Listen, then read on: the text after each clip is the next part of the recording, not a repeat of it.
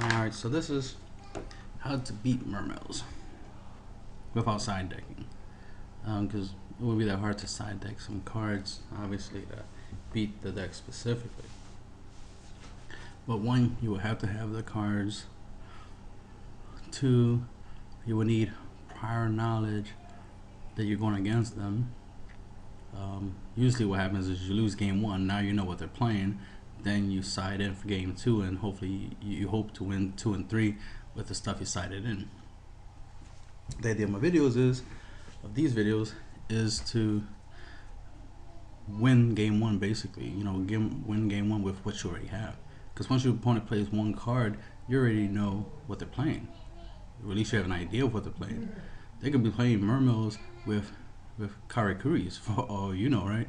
But you have a basic idea. You know what they're playing. You know what they could do. Because you should know this game well enough to know pretty much every combo in the game and every deck in the game, especially if it's an archetype like Mermails, for example. You pretty much know how they're going to run it, what they can and can't do. You know they have big level 7s. They can go into Big Eye, Dracossack, and Abyssgios, and any other powerful rank 7. So the goal is to make sure they don't do that, because you know you'll have a problem if they go into those monsters. So it's not too difficult to deal with the Mermails when they summon them onto the field. Let's see, skill drain, that right there, if you main this, that will automatically just negate all field effects right there. That all the effects activated on the field will be negated. The thing is, Mermails have a condition. I haven't looked it up, but somebody kept pointing out that they have a condition that their effects activate. Because some of the Mermails have the effect when they're normal summon or special summon, you can discard a water monster and to get an effect. Since skill drain doesn't prevent the activation, you still can activate an effect.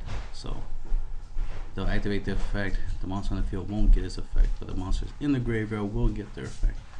So breakthrough skill, and he left this right here.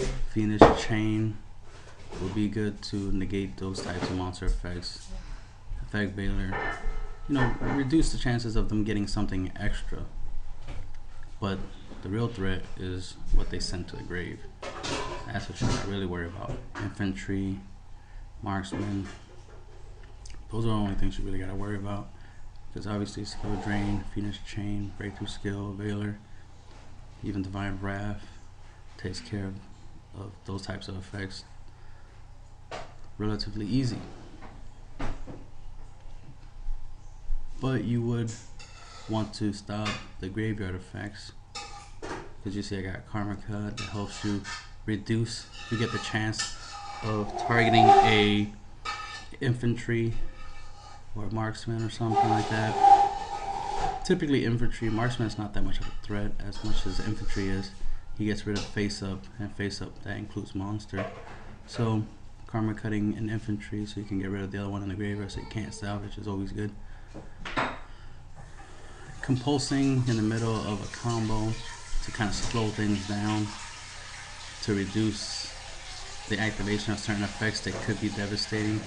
I notice people go Diva into infantry overlay and make Armored Kappa, so as soon as you compulse Armored Kappa from when you summon, you can prevent the whole infantry popping effect, which is what your opponent's trying to do. Wing Blast, putting something on the field back on top of the deck to help slow things down. None of this stuff completely shuts down the Mermails, because mainly the Mermails can be shut down. It's the Atlanteans that they combo with are the ones you gotta really deal with. But these cards right here, Regeki Break, basic stuff that you can prevent them from exceed summoning. You can get rid of Abyssgios. Red screen, just good defense. It's chainable, so they target it with marksman, you just flip it back. You just flip it up and they can't attack that turn. But these are cards that some people tend to side in, but if you main them, even better. Macrocosmos, Dimensional Fusion, that will pretty much shut down the deck. because they won't get their infantry's effects. Won't be able to send the infantries to the graveyard. Banisher for Radiance and Banisher of Light. If you play these monsters in your deck, they give you the same ability as Dimensional Future and Macro Cosmos do. Deck Devastation Virus obviously helps you get rid of a lot of the weaker monsters, you know, like Abyss Gun, Lindy, Infantry, Marksman, so on and so on. Some of these Mermail decks have Veiler, so you can get rid of that, so that way they can't Veiler you or synchro into something, like a Stardust, which they can use against your Stardust when you try to use your Stardust against their Infantry or Marksman's effect. Prohibition. Since you use a lot of cards that stay on the field a lot, like Venus Chain and Skill Drain, stuff like that, Prohibition is pretty good to declare. Of course, this is if you're maining it. Declare Infantry, because that way they can't pop your face-up cards. Because your face-up cards will be chainable, so Marksman's not a problem. It's when you have something face up that you can't like flip face down to avoid Infantry from, you know, doing its thing. We got the Monk, because it's good against monsters in the hand and in the graveyard. The Divine Wrath, good old generic, old school way of negating an effect. It's just as good as Stardust. Abyss Dweller, of course, will negate the effects of monsters in the graveyard. So that's a generic rank 4 you can go into and use against them. Most decks do run this because of that, because of graveyard effects. Stardust Dragon,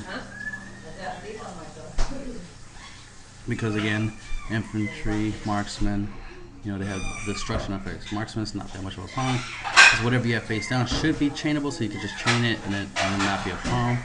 But Infantry, you know, is a problem, so you want to stop it, so Stardust is a good way of doing that. Sometimes just having a monster that can't be destroyed by card effects is useful, because, you know, your back row is chainable, so that's not a problem when it comes to Marksman. But when it comes to Infantry, they typically pop your monster, so a monster that can't be destroyed or targeted or something like that, it's useful to have, so that we can beat them down, since your monsters will be stronger than their monsters. And then Turbo Warrior, the same thing.